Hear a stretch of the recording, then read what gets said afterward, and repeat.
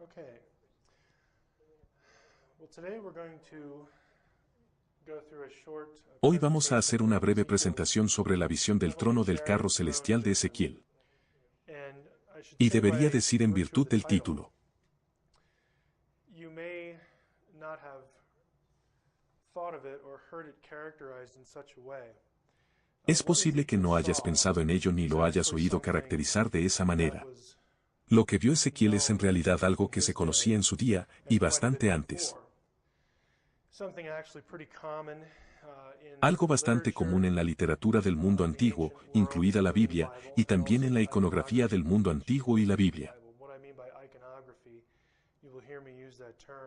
Lo que quiero decir con iconografía, me escucharán usar ese término a lo largo de la sesión, es esencialmente, en términos más simples, la obra de arte, generalmente escultura, relieves tallados, imágenes del día.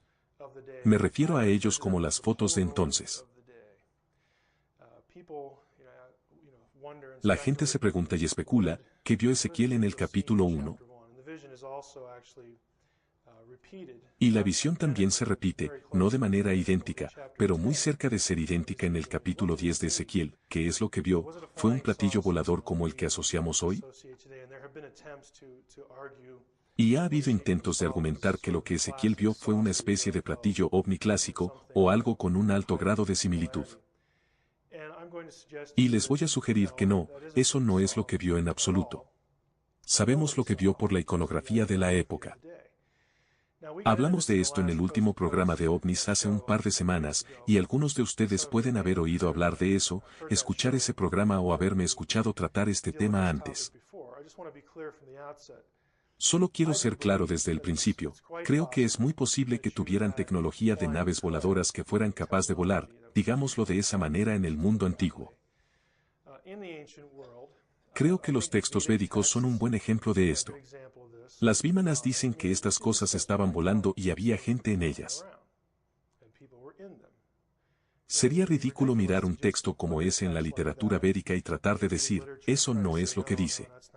Eso es exactamente lo que dice. Mi argumento aquí, aunque acepto lo que dicen los textos védicos, creo que la alta tecnología es posible. Si queremos tomar a Enoch en serio. Cuando Enoch dice muy específicamente que la alta tecnología, y aún más específico que eso, la tecnología para la guerra se transmitió. Los vigilantes transmitieron el conocimiento de cómo construir esto, los principios de cómo hacer estas cosas y cómo hacer que funcionen. Si lo tomamos en serio, deberíamos esperar que aparezca en alguna parte del texto antiguo. Y en el caso védico, tienes seres serpenteantes que vuelan en estas cosas. Está ahí en la literatura. Mi posición aquí es que esto no es lo que describe Ezequiel, porque las descripciones simplemente no coinciden, por ejemplo. Y dos, sabemos lo que vio por la iconografía.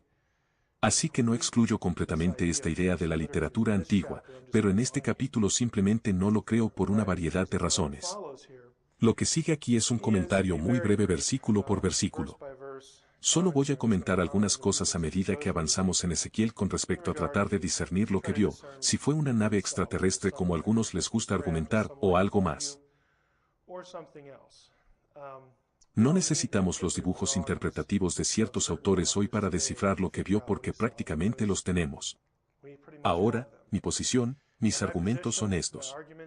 Míralos cuidadosamente para que sepas lo que digo, y lo que no digo.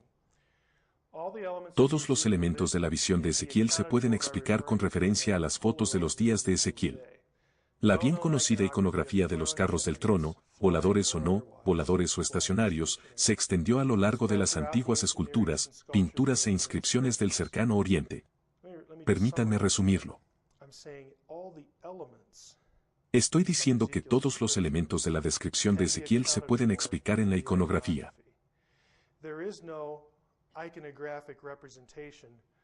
No hay representación iconográfica de lo que vio Ezequiel.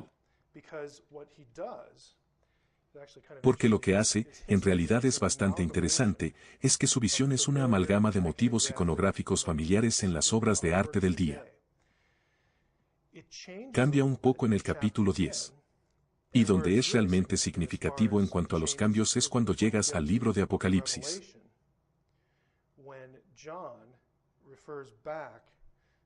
Cuando Juan se refiere a la visión de Ezequiel, hay algunos cambios que creo que son notables. Y también en el libro de Daniel, tienes el mismo tipo de trono. Y vamos a entrar en un poco de esto hoy.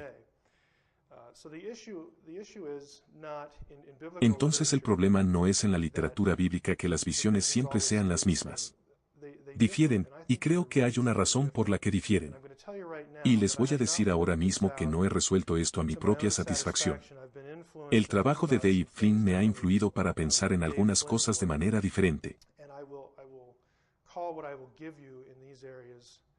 Y llamaré a lo que les daré en estas áreas mi comprensión de por qué cambian las imágenes y qué significan. Y te diré que ahora mismo estoy especulando. Sobre lo que no estoy especulando son los elementos de la visión.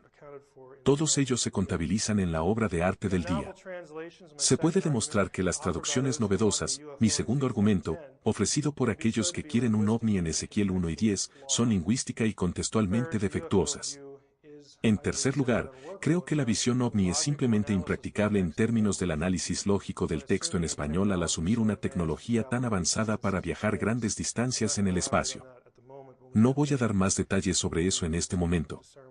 Cuando lleguemos allí, podrás discernir lo que quiero decir más fácilmente. Creo que es inconsistente argumentar que la Biblia es un préstamo de la literatura antigua del Cercano Oriente, por un lado, que toma prestada la literatura, la cultura y la religión, y luego ignorar las miles de representaciones de la iconografía del carro del trono de esas culturas en Israel mismo al interpretar la visión de Ezequiel.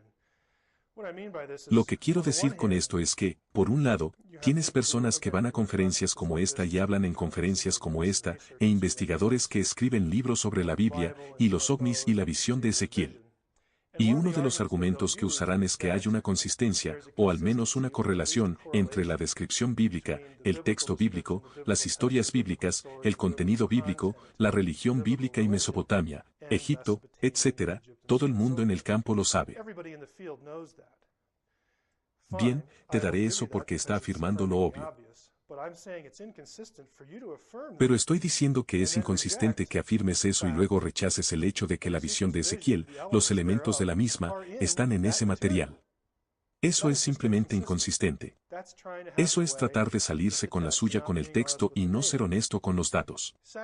En segundo lugar, el uso de imágenes y literatura del antiguo Cercano Oriente con fines teológicamente polémicos era una práctica común para los escritores bíblicos. Te doy un ejemplo allí con la epopeya de Baal. Lo que quiero decir con esto es que, si ya han pensado mientras me escuchan aquí, ¿por qué Ezequiel usaría imágenes conocidas por los egipcios, los babilonios, los fenicios, la población indígena de Canaán? ¿Por qué un profeta bíblico traería este material a la Biblia hebrea y lo usaría en algún mensaje? En realidad es bastante común. En algunos casos, la Biblia hace esto palabra por palabra con material antiguo del Cercano Oriente. Y la razón es siempre, el 99% de las veces es polémica, y ese es el profeta o el salmista.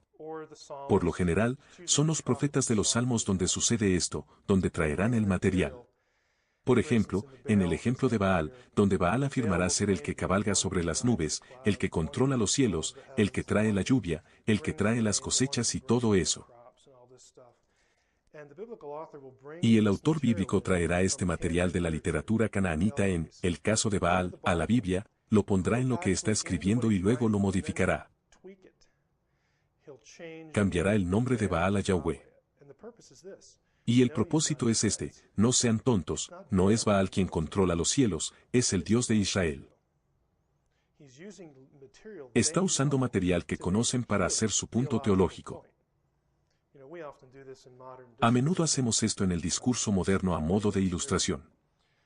Así que en Ezequiel 1:1, no voy a pasar por toda la visión. Los versículos introductorios van situando la visión en el tiempo preciso del exilio. Si vas al versículo 4, lo único que quiero notar en el versículo 3 es que está junto al canal Kebar.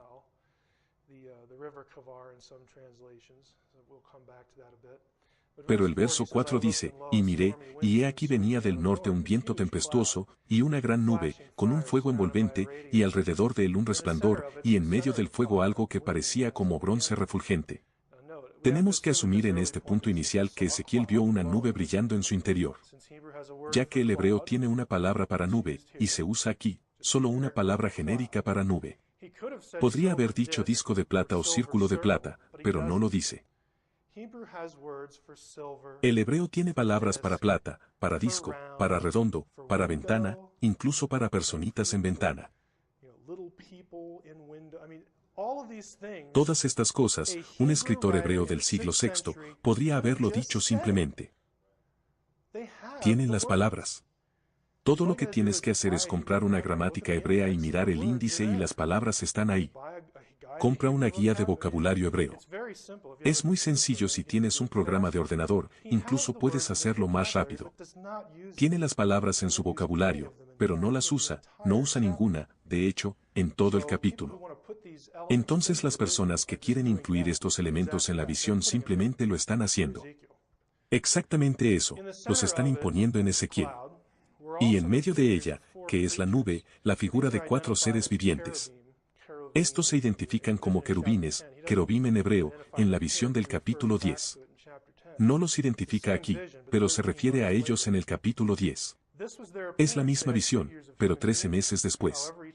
Y esta era su apariencia, había en ellos semejanza de hombre. Cada uno tenía 4 caras y 4 alas. Y los pies de ellos eran derechos, y la planta de sus pies como planta de pie de becerro, y centelleaban a manera de bronce muy bruñido. Debajo de sus alas, a sus 4 lados, tenían manos de hombre, y sus caras y sus alas por los 4 lados. Con las alas se juntaban el uno al otro. No se volvían cuando andaban, sino que cada uno caminaba derecho hacia adelante. Y el aspecto de sus caras era cara de hombre, y cara de león al lado derecho de los 4, y cara de buey a la izquierda en los 4. Asimismo había en los 4 cara de águila. Así eran sus caras. Y tenían sus alas extendidas por encima, cada uno 2, las cuales se juntaban, y las otras 2 cubrían sus cuerpos. Hasta este punto, vemos a los seres, y aquí están las características relevantes. Tienen una apariencia humana, o humanoide, al menos parcialmente. 4 caras de animales, 4 alas, 2 tocándose las otras y 2 cubriendo cada uno de sus cuerpos. Sus piernas estaban fusionadas en una pierna recta. Los pies eran como pies de becerro. Estaban brillando con bronce. Y tenían manos humanas. Mi pregunta inicialmente aquí es si estas criaturas se parecen a los ocupantes de ovnis en la literatura, ¿se parecen a algún componente artesanal? Creo que es bastante obvio, la respuesta a ambas es no. Recuerden, para los viajes al espacio profundo y la velocidad necesaria, o la capacidad hiperespacial, no podemos tener el módulo lunar o los animales voladores. He visto fotos de esto y gente dibujando el módulo lunar. Lo siento, pero el módulo lunar simplemente no hará viajes interespaciales, interestelares.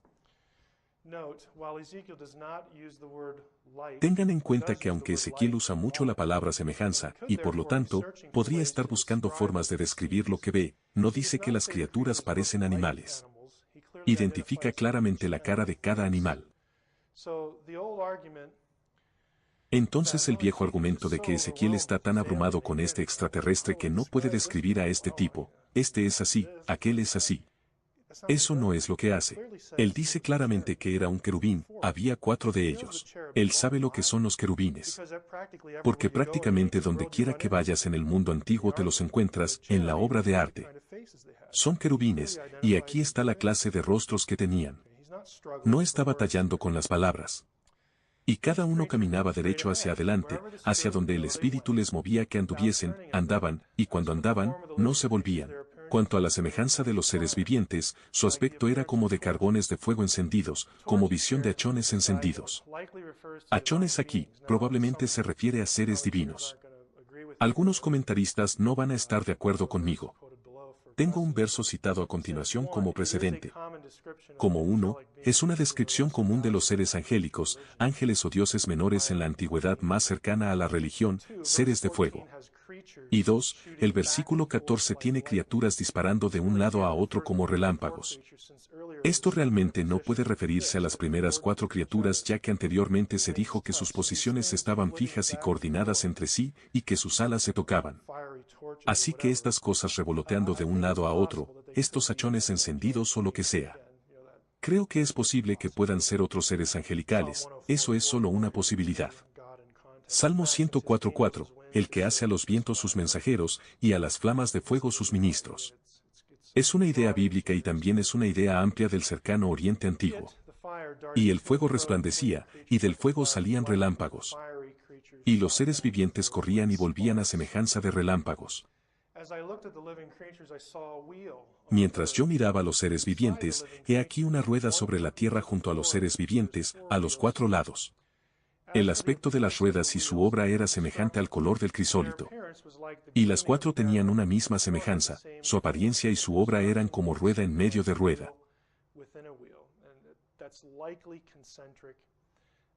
Y eso es probablemente concéntrico, hay otras posibilidades, pero parece ser y el consenso parece estar en la erudición de que probablemente esté describiendo algo concéntrico.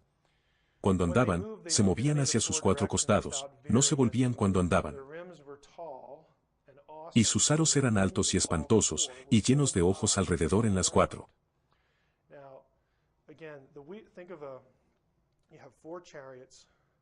Tienes 4 querubines. De hecho están colocados en un cuadrado porque sus alas tienen que tocarse, por lo que ellos mismos están en una formación cuadrada, y al lado de cada uno de ellos hay una rueda. Así que tienes una especie de cosa de 4 ruedas, y los bordes de las ruedas están cubiertos de ojos. Desafía la descripción clásica de ovni, y creo que cuando lleguemos a las imágenes reales, verás de lo que se trata con bastante claridad. Ten en cuenta aquí, son las llantas de las ruedas las que están llenas de ojos. Pero cuando Ezequiel ve la misma visión 13 meses después, agrega esto, los querubines se movían en la dirección en la que miraba una de las cabezas sin volverse mientras se movían. Sus cuerpos enteros, espaldas, manos, alas y las ruedas. Las ruedas de los 4 estaban cubiertas de ojos. Esto va a ser significativo por una razón específica más adelante. Entonces en el capítulo 10, no son solo las ruedas, es todo. Las criaturas están cubiertas de ojos. Eran estas ruedas las que había oído llamar, la rueda, en hebreo es Gilgal. Y cuando los seres vivientes andaban, las ruedas andaban junto a ellos, y cuando los seres vivientes se levantaban de la tierra, las ruedas se levantaban. Hacia donde el Espíritu les movía que anduviesen, andaban, hacia donde les movía el Espíritu que anduviesen, las ruedas también se levantaban tras ellos. Porque el Espíritu de los seres vivientes estaba en las ruedas. Cuando ellos andaban, andaban ellas, y cuando ellos se paraban ellas. Asimismo cuando se levantaban de la tierra, las ruedas se levantaban tras ellos, porque el espíritu de los seres vivientes estaba en las ruedas. Tengan en cuenta las ruedas y las criaturas, los querubines se mueven en tándem. Como van las criaturas, así van las ruedas. Y recuerda, guarda esto. Las criaturas y las ruedas tienen muchos ojos puestos en ellas. Hablaremos de los ojos en un momento.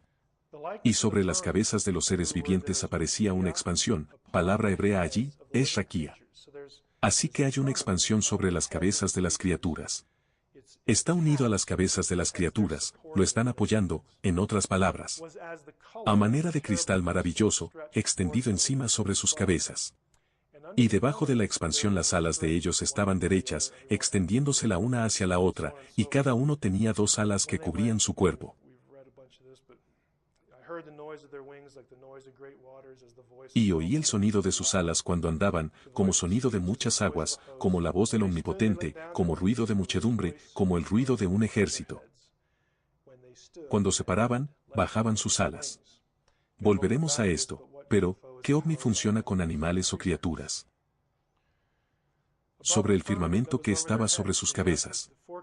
Así que tienes los 4 querubines, tienes esta expansión plana sobre sus cabezas, la sostienen, la soportan. Y en ese firmamento, esa raquía, estaba la semejanza de un trono como la apariencia de una piedra de zafiro. Por cierto, cuando vas a Éxodo 24 y otros pasajes, cuando se describe el trono de Dios en el monte Sinaí, es la misma descripción. Está en una plataforma de zafiro. Y sobre la figura del trono había una semejanza que parecía de hombre sentado sobre él. Esto nos informa que el firmamento era una especie de plataforma. Una vez más, el trono está sentado y hay alguien sentado en el trono. Y vi apariencia como de bronce refulgente, como apariencia de fuego dentro de ella en derredor, desde el aspecto de sus lomos para arriba. Y desde sus lomos para abajo, vi que parecía como fuego, y que tenía resplandor alrededor. Como parece el arco iris que está en las nubes el día que llueve, así era el parecer del resplandor alrededor. Esta fue la visión de la semejanza de la gloria de Jehová. Y cuando yo la vi, me postré sobre mi rostro, y oí la voz de uno que hablaba. Una vez más, la semejanza aquí debe entenderse como representación. Es una de las palabras usadas en Génesis para la imagen de Dios. El objeto fue construido como una especie de trono o asiento y estaba en lo más alto, encima de la raquía, la plataforma, la expansión, el firmamento. En Daniel 7, generalmente las personas que investigan sobre Ezequiel 1 como un ovni, nunca parecen llegar a este pasaje. Que este objeto es de hecho un trono lo indica el otro pasaje del Antiguo Testamento donde vemos un objeto con ruedas. Este es Daniel 7. Este es uno de los pasajes clásicos del consejo divino. Estuve mirando. La escena está en el cielo. Hasta que fueron puestos tronos, nota el plural, así que hay más de un trono. Se colocaron los tronos y el anciano de días se sentó. No voy a entrar en las comparaciones ugaríticas, pero todos están de acuerdo en que el anciano de días aquí es Dios. En la versión ugarítica, es él, cuyo vestido era blanco como la nieve, y el pelo de su cabeza como lana limpia, su trono llama de fuego. Eso suena familiar. Y las ruedas del mismo, fuego ardiente. Un río de fuego procedía y salía de delante de él, millares de millares le servían, y millones de millones asistían delante de él, y los libros fueron abiertos. Específicamente, esta es la visión. Daniel ve 4 bestias. Las 4 bestias aparecen en Apocalipsis, al igual que el trono celestial.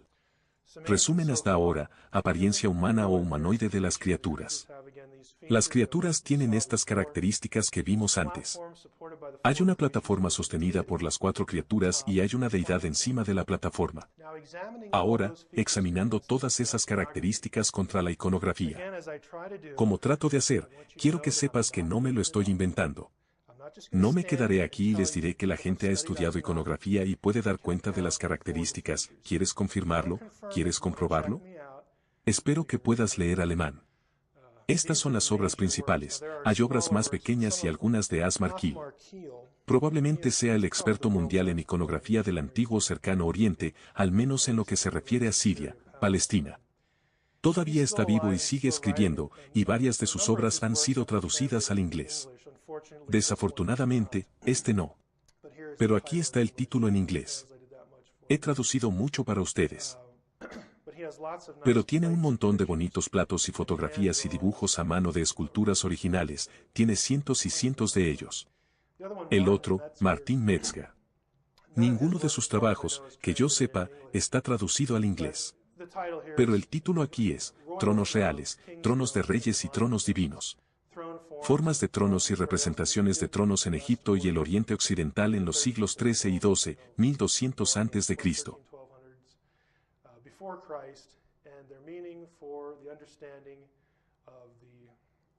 Y su significado para la comprensión del Alsasagan, es una especie de representación o descripción del trono en el Antiguo Testamento. Así que este es un libro que trata precisamente el tema del que estamos hablando. Una completa monografía académica dedicada al tema. Así que mi argumento nuevamente es que todos los elementos son bien conocidos en los días de Ezequiel, y son parte del contexto político y religioso, y que este hecho, aunado a la ausencia de argumentos exegéticos y la falta de lógica a favor de un ovni, responde a la pregunta de lo que vio Ezequiel. Voy a mostrarles algunos ejemplos. Y nuevamente, no hay una sola imagen que sea de Ezequiel, pero nuevamente, los motivos son muy comunes. Y literalmente podría haber puesto cientos de estos, pero mi computadora portátil no tiene mucho espacio, y francamente, no tenemos tanto tiempo. Así que aquí hay una deidad de 4 caras. Obviamente, no puedes ver la cara del otro lado. Estos son en realidad querubines mesopotámicos, pero si nos fijamos en las piernas, las pezuñas, las alas. Volveremos a estos chicos en otra presentación. Esto es parte de un trono. Aquí puedes ver lo que queda de la imagen del trono. Nuevamente los 4 querubines alados con sus alas tocándose debajo de la raquía, la plataforma sobre la cual está el frente, el trono. Aquí hay un buen ejemplo de querubines. Nuevamente, es muy común tener 4 en un círculo como este. La raquía en la parte superior. La plataforma podría ser redonda. A menudo lo era, a veces es cuadrada, a veces es redonda. Nuevamente, solo querubines que forman un asiento. Muy común en el mundo antiguo. La deidad o el rey sentado sobre el trono de los querubines. Aquí hay otro ejemplo. Esto, por cierto, no sé si Dave Flynn está aquí. Esto es del ataúd de Hiram. Hiram de Tiro, tenemos su ataúd. Y hay una inscripción que tuve que traducir de mis exámenes preliminares en la escuela de posgrado, pero te da una buena idea. Hiram, si recuerdan, fue a quien Salomón acudió para diseñar el templo, el trono de Yahweh. Asiento de querubines. Vayamos a algunas ruedas. Era común tener ruedas debajo de los pies de los querubines. Aquí hay solo una rueda, un trono con una rueda. Este es un querubín de 4 caras. Cuerpo de buey, en este caso esto es egipcio. 4 alas, 4 caras. 4 caras con las alas, esta solo tiene 2, pero de nuevo, las patas de becerro. Realmente me gusta este porque tiene casi todos los elementos. Te darás cuenta cuidadosamente aquí, si miras esto. Tienes querubines, ahí están las alas tocándose. Tienen caras y múltiples caras, señalando en diferentes direcciones. Las piernas están fusionadas en una. En realidad son pezuñas de ternero con ruedas. Esta es una plataforma del trono. Obviamente es una deidad fálica, pero tenemos de nuevo al querubín de 4 alas con ojos cubriéndolo. Lo que les voy a dar aquí es la vista estándar, pero voy a estar en desacuerdo con una parte de esto, pero con la iconografía. Todo lo que digo es que todos los elementos están disponibles, y solo les he dado una docena de imágenes de las fuentes que les di. Si quieres ir a buscarlos, prestarlos de una biblioteca, eres, por supuesto, libre de hacerlo. Podría valer su tiempo. Pero, ¿qué pasa con la lógica de la hipótesis OVNI y Ezequiel? ¿Qué quiero decir con eso? Simplemente que si asumimos que Ezequiel está describiendo un platillo volador de otro mundo, la narrativa misma socava la idea. ¿Tiene algún sentido tener una nave espacial impulsada por animales? La descripción de fuego y llamas a menudo se presenta como evidencia de que estamos tratando con una nave extraterrestre voladora. La llama indica un motor de combustión. Ningún físico, por caritativa que sea su actitud hacia la vida extraterrestre, defendería la idea de que un motor de combustión podría navegar por las extensiones del espacio, alcanzando la velocidad necesaria, o lograr utilizar y sobrevivir a un agujero de gusano, si eso fuera posible. Nadie va a decir eso porque es, en términos de física, absurdo. Y si vas a decir que esto es algún tipo de nave extraterrestre, es mejor que tomes en cuenta todos los elementos, y eso incluye la llama. Tienes combustión. No tiene ningún sentido. Incluso se dice que el fuego contiene brasas y no algo parecido a las brasas. Usa la palabra carbones ya que Dios ordenó que los carbones se esparcieran sobre la ciudad en Ezequiel 10. Él ordena a uno de los seres ardientes que recoja los carbones y los esparza sobre la ciudad. Y el ser hace eso. Así que ahora tenemos un vehículo espacial impulsado por carbón. Esto es como la revolución industrial al revés. Simplemente no tiene ningún sentido en absoluto. ¿Qué pasa con la raquía?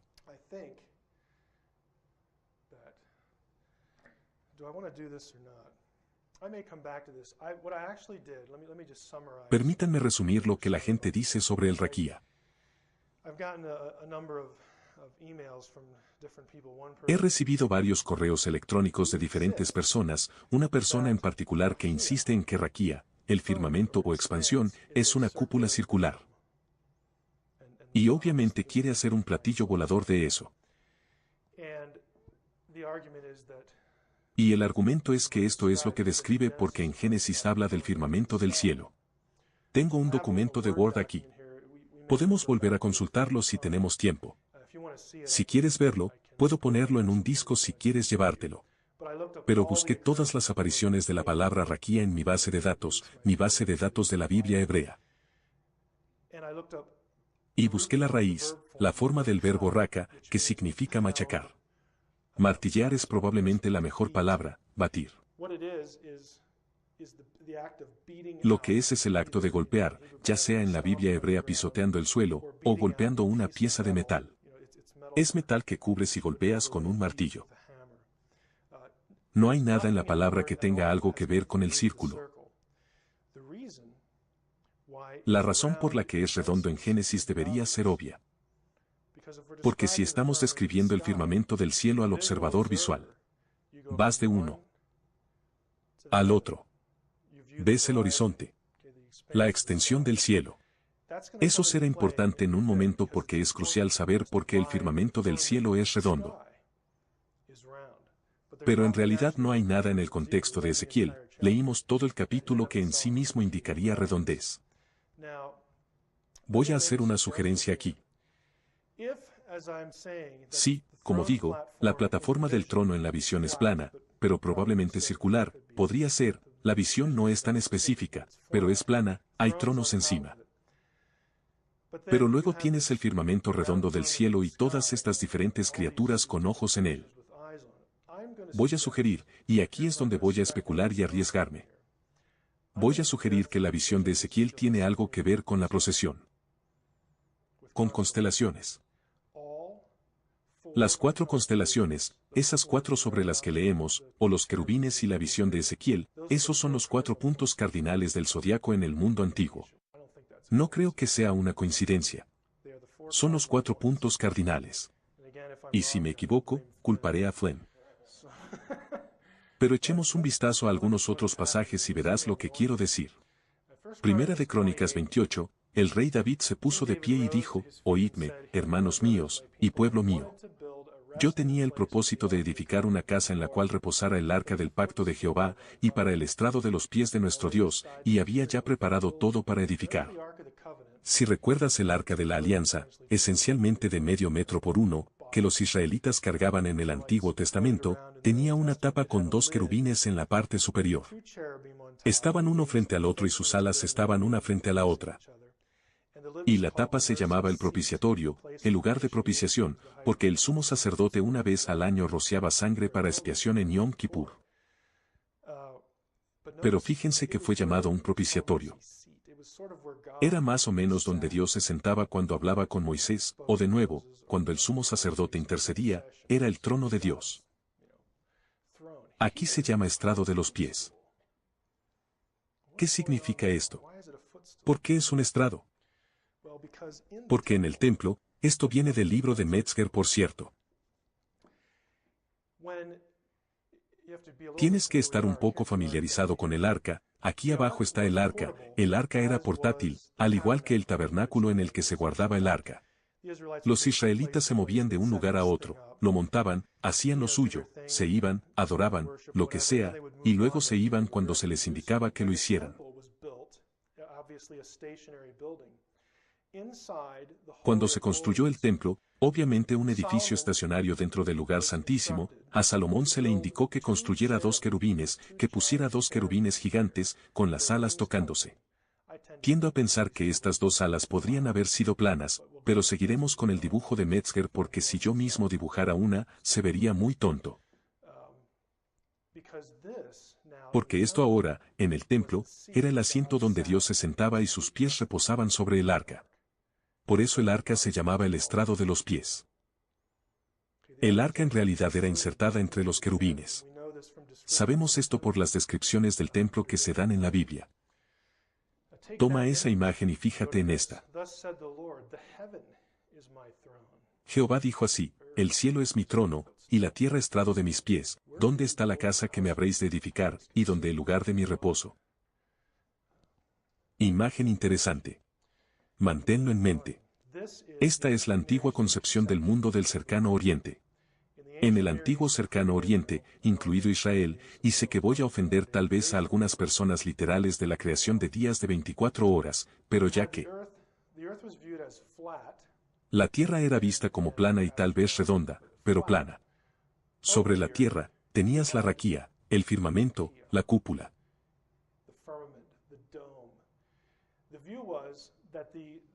La opinión era que la cosmografía, la geografía cósmica, por así decirlo, del mundo antiguo.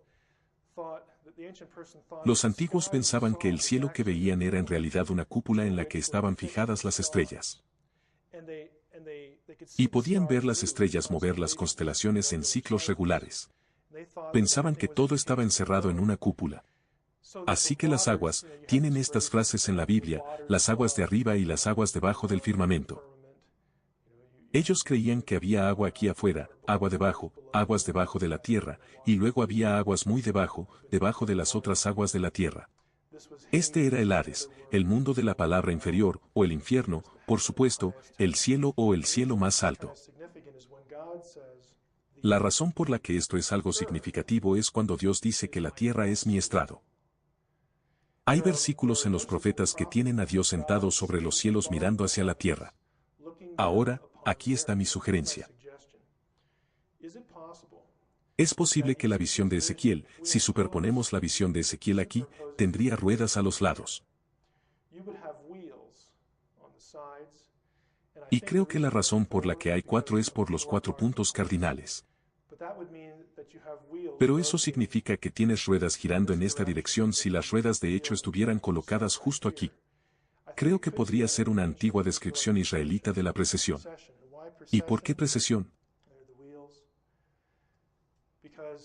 Porque de nuevo, en la visión, el hombre y el querubín, es el hombre en el capítulo 1, el querubín en el capítulo 10. Querubín, como hemos visto, es un ser humanoide. Estos son los 4 puntos cardinales del antiguo zodiaco del Cercano Oriente. Corresponden a los querubines y Ezequiel.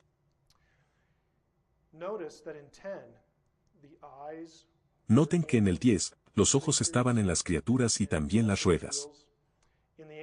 En el mundo antiguo, ojos, la palabra ojos, a menudo se usaba como descripción o eufemismo para adivinen qué. Estrellas.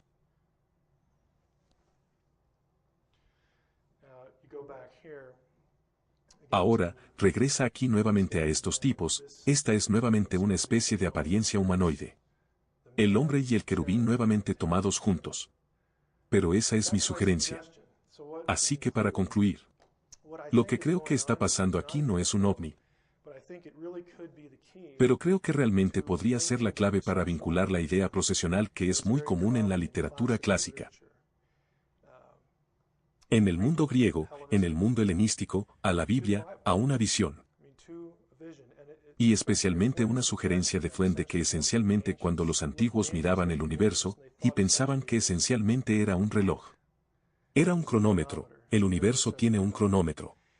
Si ese es el caso, y realmente no puedo llevar esto más lejos, lo que diré aquí. Pero realmente me fascina preguntarme si el momento en que se da la visión es cuando comenzó el exilio. Y por supuesto, se le dice a Ezequiel que el exilio va a terminar. Pero el hecho de que aparece en Apocalipsis más tarde y aparece en Daniel en relación con las 4 bestias, que se identifican como 4 reinos, que se abordan en Apocalipsis. ¿Será que la procesión tiene algo que ver con la profecía, y la profecía tiene algo que ver con la procesión? Porque cuando aparece en Apocalipsis, es la bestia otra vez. Juan dice, miré hacia los cielos y vi el trono de Dios en los cielos, y las 4 bestias en el trono, y estaban llenos de ojos. Creo que si lo tomas literalmente, podría significar exactamente lo que dice. Miré hacia los cielos son donde está el trono de Dios, la tierra es el estrado de sus pies. Y vi estas criaturas y se llenaron de ojos y rodearon el trono. Una vez más, solo una sugerencia, pero es algo con lo que jugaré probablemente durante el próximo año. Así que eso es todo lo que tengo para eso.